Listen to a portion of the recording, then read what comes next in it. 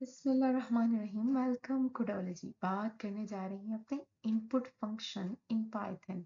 Input function क्या होते हैं, पाइथन में किस तरह यूज़ किया जाता है, कोड में किस तरह लिखा जाता है और अपनी नॉर्मल लाइफ में हम इनपुट फंक्शन को कैसे और कहाँ यूज़ करें। तो बात कर लेते हैं पहले हम नॉर्मली अपने इनपुट फंक्शन को कहाँ कैसे यूज़ करते हैं। बेसिकली इनपुट फंक्शन होता ये है कि यहाँ पर इंफॉर्मेशन कलेक्ट की जाती है यूज़र से डायरेक्टली थ्रू द कीबोर्ड। आप इनपुट देते हो, अब किसी भी फंक्शन को इनपुट, आप एक फंक्शन में अपनी इनपुट फिल करते हो डायरेक्टली थ्रू द कीबोर्ड। अब फॉर एग्जांपल इसकी देख लेते हैं। जब भी आप अपना ईमेल एड्रेस एंटर करते हो देन आपको ऑप्शन आती है एंटर योर पासवर्ड। अब आप अपना पासवर्ड जब एंटर करते हो मीन्स कि आप डायरेक्टली अपनी इंफॉर्मेशन दे रहे होते हो कीबोर्ड के थ्रू उस फंक्शन को। ये फंक्शन आपका एक्चुअली में इनपुट फंक्शन होता है। जैसे ही आप अपना पासवर्ड एंटर करते हो तो कुछ एग्जीक्यूशन होती है और एग्जीक्यूशन होने के बाद आपका फंक्शन परफॉर्म हो जाता है। इस फंक्शन को इनपुट फंक्शन कहा जाता है। मीन्स कि directly get the information through the keyboard. User directly आपको इंफॉर्मेशन देता है। एक और एग्जांपल देख लेते हैं। कुछ साइट्स होती हैं जो कि लेट्स सपोज कि कुछ ऐसी साइट्स होती हैं जो कि सिर्फ अडल्ट यूज़ कर सकते हैं, जहाँ एज रिस्ट्रिक्शन होती है। अब वहाँ पर जब आप साइट खोलते हो तो वो रिक्वायर करता है एंटर योर एज।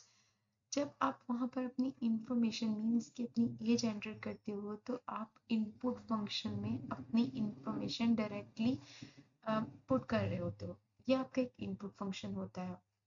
ये छोटी-छोटी एग्जांपल्स हैं जो कि हम अपने डेली रूटीन में अगर आप देखोगे तो आपको पता लग जाएगा, हाँ जी ये तो इनपुट फंक्शन है।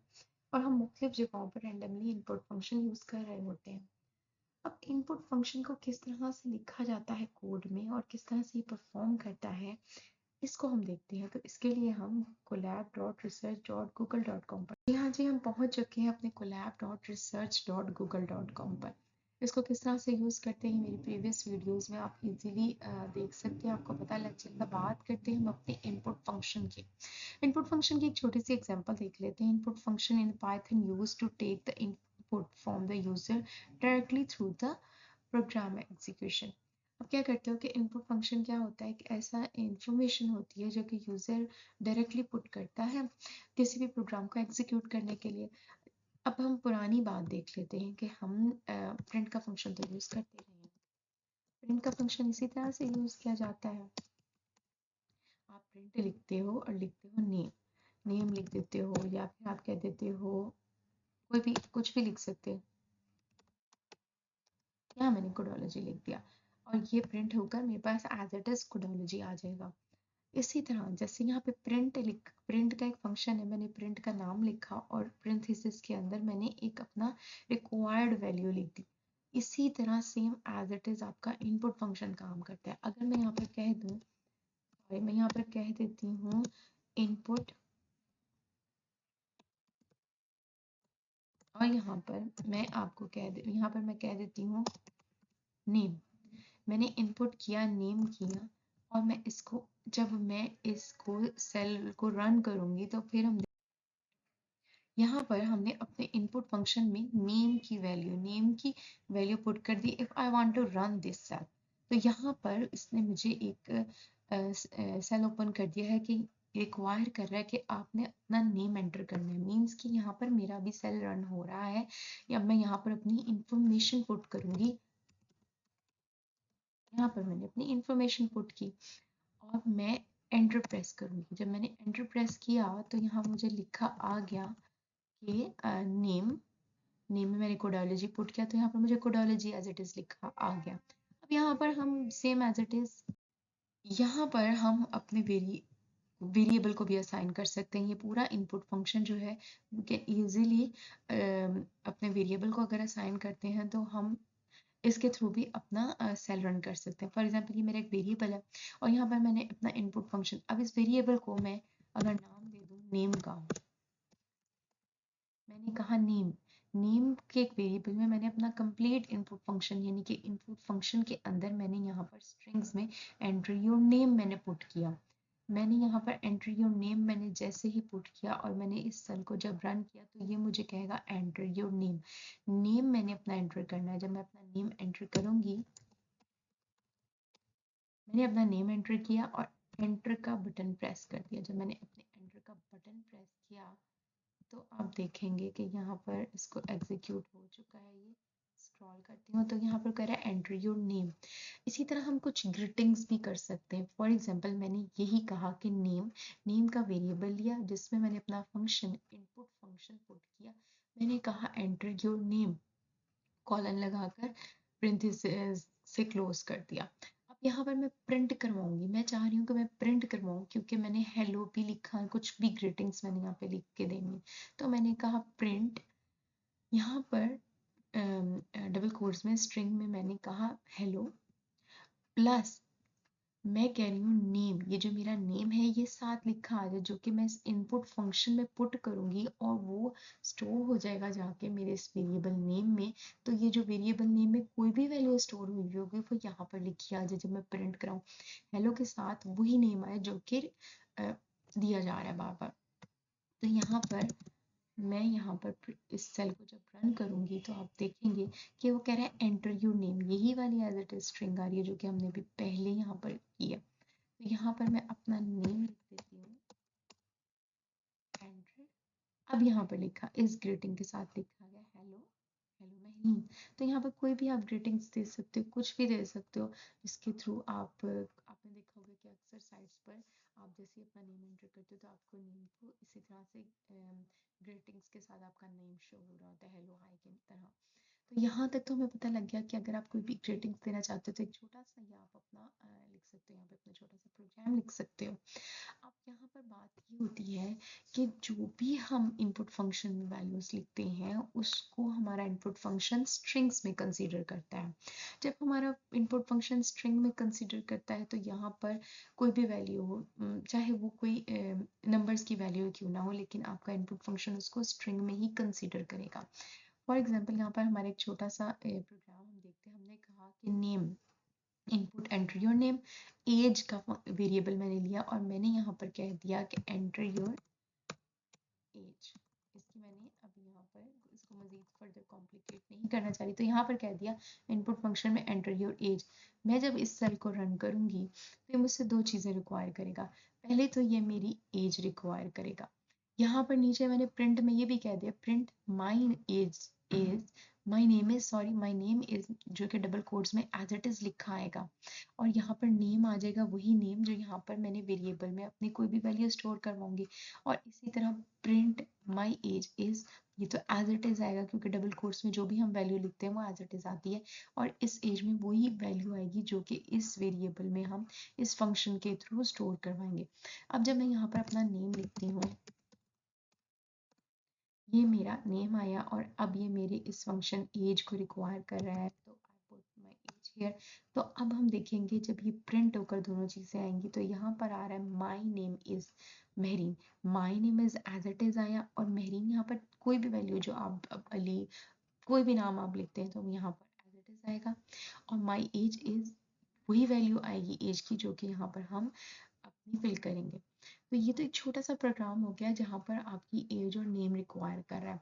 बाद में करिए कि कुछ ऐसी चीज़ें होती हैं, आपकी ऐसी वैल्यूज होती हैं क्योंकि ये एज जो है यहाँ पर इसने एज को स्ट्रिंग कंसीडर किया है, आपका इंटीजर कंसीडर नहीं किया। लेकिन बहुत ज़्यादा कुछ ऐसे फंक्शंस होते हैं, ऐसी एग्जीक्यूशंस होती हैं जहाँ पर हमने जो नंबर्स की वैल्यूज़ है जो कि इंटीजर वैल्यू है जो कि फ्लोट वैल्यू है उसको रिकॉग्नाइज कराना बहुत ज़रूरी होता है।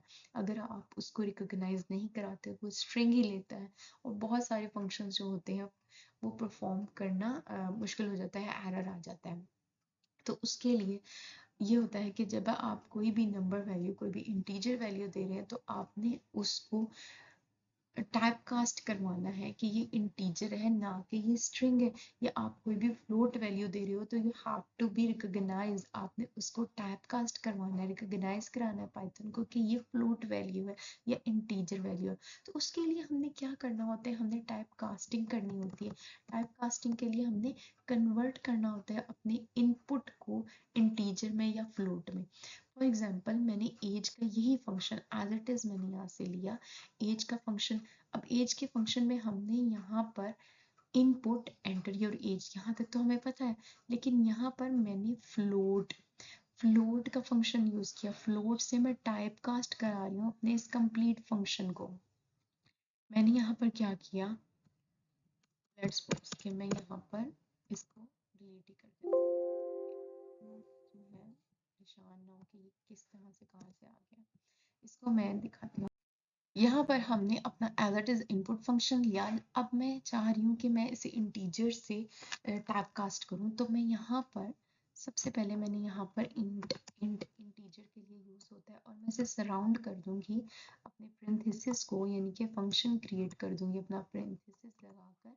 इस होल फंक्शन को मैंने सराउंड कर दिया है इंटीजर के, मीन्स कि इंटीजर का फंक्शन आया और इस पूरे पे अप्लाई हुआ, देन इनपुट का फंक्शन आया और इस पर अप्लाई हुआ, मीन्स के फंक्शन में फंक्शन परफॉर्म हो रहा है। एक इंटीजर का फंक्शन परफॉर्म हो रहा है हमारे इनपुट फंक्शन पर, और इनपुट फंक्शन परफॉर्म हो रहा है हमारे एंटर योर एज, जो भी मैं स्ट्रिंग वैल्यू दे रही हूँ। जब हम यहाँ पे इसको अप्लाई करेंगे, I want to run this cell, तो ये मुझे कहेगा कि enter your age, I write here my age, और यहाँ पर अब आप कहोगे कि कुछ चेंज तो आ नहीं रहा, तो चेंज नहीं आएगा, लेकिन पाइथन ने इसको रिकग्नाइज कर लिया है आपका इंटीजर वैल्यू, ना कि आपकी स्ट्रिंग वैल्यू। सेम इसी तरह यहाँ पर हमने अपना टाइप कास्ट किया है इंटीजर वैल्यू से, इसी तरह आप अपना फ्लोट वैल्यू से भी कर सकते हो। आप इसे अपने फ्लोट वैल्यू से भी कर सकते हो, और मैंने इसको फ्लोट वैल्यू का फंक्शन लगाया, सराउंड किया इस पूरे फंक्शन को पेरेंथेसिस से, और फिर इनपुट फंक्शन एंटर किया, और इनपुट फंक्शन पर ये एज का जो हमने रिक्वायर कर रहे हैं अपनी एज, वो फंक्शन अप्लाई किया, मीन्स फंक्शन में फंक्शन है। अब आपको पता लग गया कि अब मैं फ्लोट वैल्यू से अगर करती हूँ तो फ्लोट वैल्यू को पाइथन किस तरह रिकग्नाइज करेगा। आप ये देखें 26 मैंने एंटर किया। अब यहाँ पर आप देखेंगे जो 26.0 मीन्स हमें पता है कि हमेशा डेसिमल में देता है हमें आंसर, हमेशा ये डेसिमल में आंसर देता है, चाहे ये एक पूरा एक इंटीजर वैल्यू क्यों ना हो।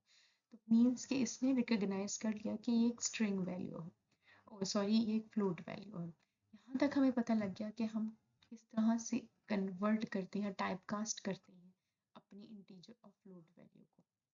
जब हमें यहाँ तक पता लग गया, हमें ये भी पता लग गया कि आप अपनी इंफॉर्मेशन किस तरह से पुट कर सकते हो, उनको प्रिंट किस तरह करा सकते हो। हमें ये भी पता लग गया कि आपने ग्रीटिंग किस तरह से शो करवानी है, फंक्शन किस तरह एक छोटा सा लिखना है जिसमें आप अपने नाम के साथ ग्रीटिंग शो करवा सकते हो। तो क्यों ना हम एक छोटा सा प्रोग्राम लिखें जिसमें हम अपना एक पासवर्ड का प्रोग्राम लिखें, जो कि आप जिस तरह ईमेल एंटर करते हो और फिर आपका पासवर्ड रिक्वायर करते हो, तो एक इस तरह से ही हम एक छोटा सा अपना प्रोग्राम लिखने की कोशिश करते हैं। लेट्स सपोज यहाँ पर मैंने एक छोटा सा प्रोग्राम लिखा है आप लोगों को समझाने के लिए। मैं यहाँ पर इनिशियलाइज करवाती हूँ, पहले उसको बता देते हैं ना कि हमारा पासवर्ड ये है। मैंने बता दिया कि पासवर्ड इज इक्वल टू कोडोलॉजी, मैंने स्ट्रिंग्स में इसको शो करवाया। आप कोई नंबर भी दे सकते हो। तो यहाँ पे मैंने कह दिया कि मेरा पासवर्ड ये है, पाइथन को पहले से सेव करवा दीजिए, मेरा पासवर्ड ये है, आपने याद रखना। अब यहाँ पर इन्फो लेते हैं हमने कहा इन्फो, मैंने एक वेरिएबल लिया इज इक्वल टू इनपुट का फंक्शन एंटर किया। यहाँ पर मैंने कहा एंटर पासवर्ड, क्योंकि हम पासवर्ड रिक्वायर करेंगे, तो मैंने कहा एंटर पासवर्ड।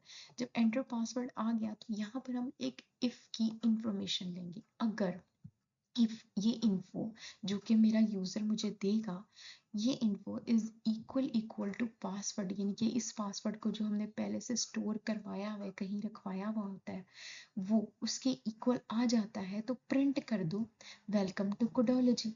वेलकम टू कोडोलॉजी को प्रिंट कर दो।